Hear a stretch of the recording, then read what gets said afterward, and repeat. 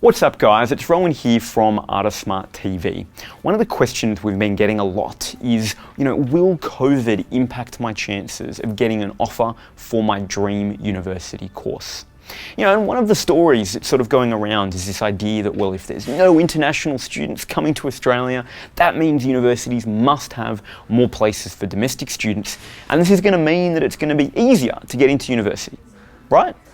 Well, that may not exactly be true, and so in this video, what I'm going to share is actually how that entire process works and how COVID is impacting university offers, the impact it'll have on you, and what this is going to mean for you for university in 2021 and beyond. So let's jump in and find out how COVID's going to impact your university offer.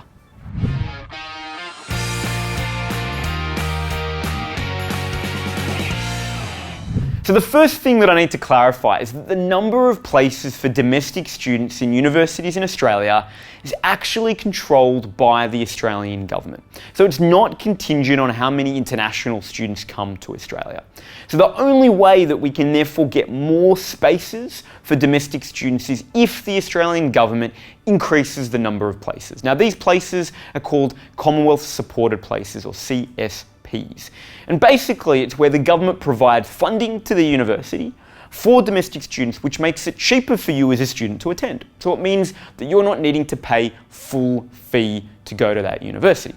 So critically, regardless of what's happening with COVID, that's not going to change university places for domestic students unless the government makes a change. Now, there is some good news on this front because the government has made some changes for 2021, 22 and 23 in response to COVID. What are these changes? Well, let's take a look. So the federal government announced in September 2020 that they were going to spend $326 million to create an additional 12,000 university places for domestic students. Now that sounds amazing, but will that actually be enough? When we look at some of the data that's been published by University Admissions Centre for New South Wales, what they identified is that in New South Wales alone, by June, they'd had 15,000 applications for university. And that was compared to the prior year of about 7,800. So by June of this year, the number of applications for university in New South Wales alone were up by 88%. Now, equally, the similar university admission centres for Queensland and Victoria also recounted a similar outcome, where they had seen rapidly increasing demand for university preferences. Now, why? Well, of course, one of the big factors are that most of the time students may not go immediately to university. You may take a gap year, travel, work, but all of that's changed, right? With COVID, we can't travel overseas, it's much harder. Gap year, travel, gone. There's not as much work available because of the lockdowns in terms of particularly the sorts of roles, entry-level roles that you might get if you were finishing up school. And so as a result, what we're seeing is that we're seeing a lot more school leavers who have decided, well, you know what, instead of taking a gap year and working, I'm going to go to university next year. Now, the concern is if for New South Wales alone, we were already, almost 7,000 students up in application volume by June of this year, and there's plenty of time since then, and that doesn't include Victoria increase and Queensland increase and WA increase, that extra 12,000 places looks pretty small relative to the increasing demand that universities are now all experiencing from domestic students to study in 2021. So, what is the government doing about this? So what all of this seems to indicate is that unless the government does something, there's going to be a lot more demand, and that's going to drive ATARs up. Now there's great news though, because in October, the Senate passed the Job Ready Graduates Bill. And what that bill has done is that it will create 30,000 new places for university in 2021. And that's going to scale up over the next decade to create an additional 100,000 places at university. So the great news here is that as a result, what we're going to see is a large number of new domestic places being created for study. So even if we see which we are, increasing demand in domestic students to go to university. On the flip side, there's going to be a whole lot more places available at university.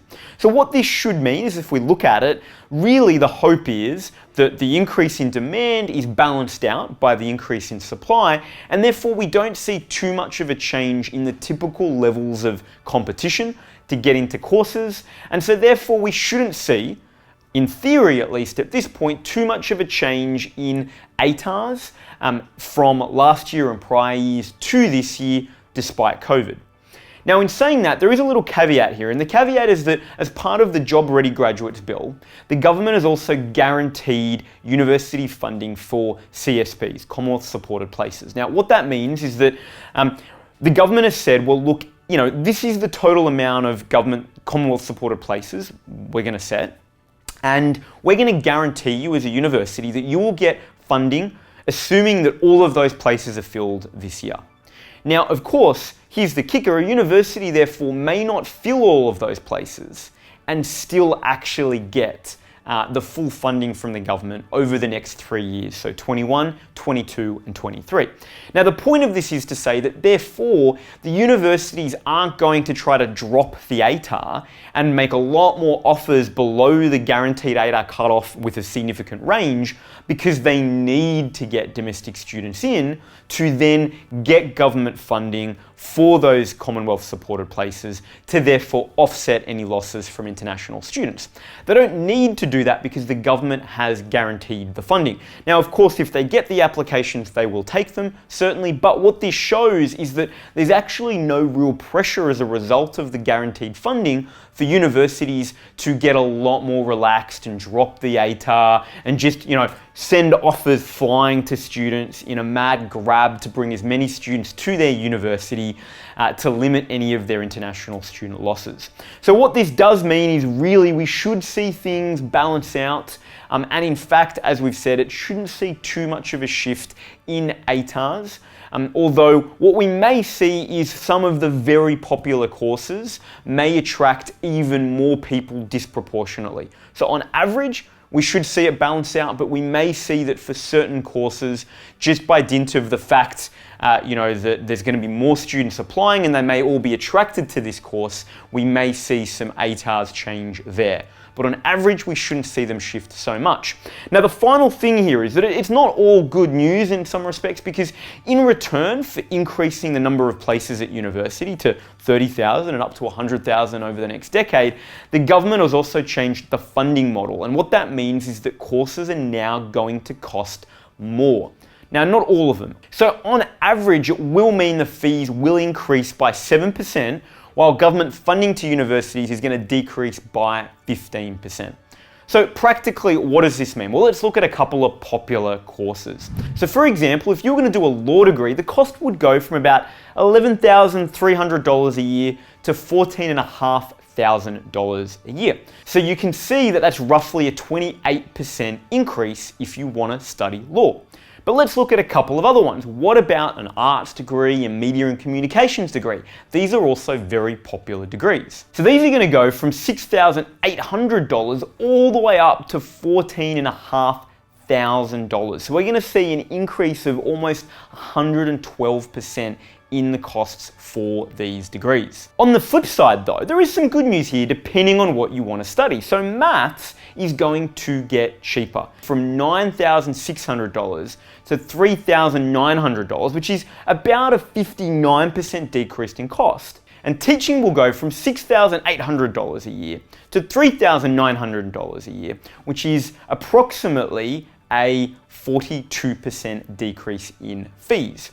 So we can see that there's more places, it's going to have different cost implications, and while you might think, well, you know what, it's on HEX, it's on HELP, I don't have to pay that now, the point is you do have to pay it back at a certain point. It's going to fall due at the end of your degree when you start meeting the earnings threshold to pay it back. And so in some of these cases, we're going to see a considerable increase in the amount of the cost to study at university. So in summary, because I know this is all quite complex, the first thing is more people are going to go to university next year than ever before. The second thing, which is great, is that there are more university places that are available than ever before.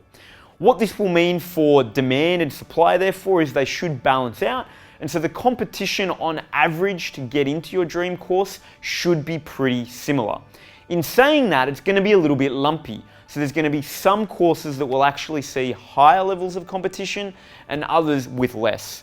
Overall, it should average out. And so you're not going to see too much difference from prior years. The next thing, though, is that guaranteed funding is in place for universities. So regardless of how many domestic students they actually take, the government has guaranteed their maximum funding for domestic student places.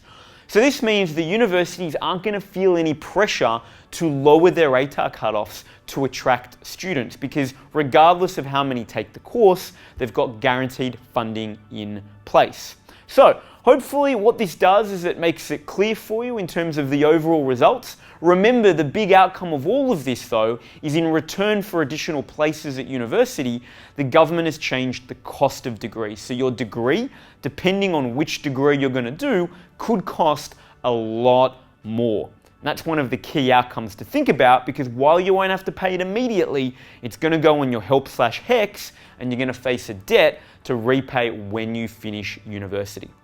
So, if you have any questions about this, because it is quite complex, there's been lots of changes that have occurred as recently as October, when the Job Ready Graduate sort of bill passed the Senate. So leave a comment below if you have any questions about any of this. We'll do our best to answer it in what is a complex and evolving sort of scenario. If you haven't already, of course, hit subscribe. We do more videos like this to support you make that successful transition from school to life after. So I'll see you next time.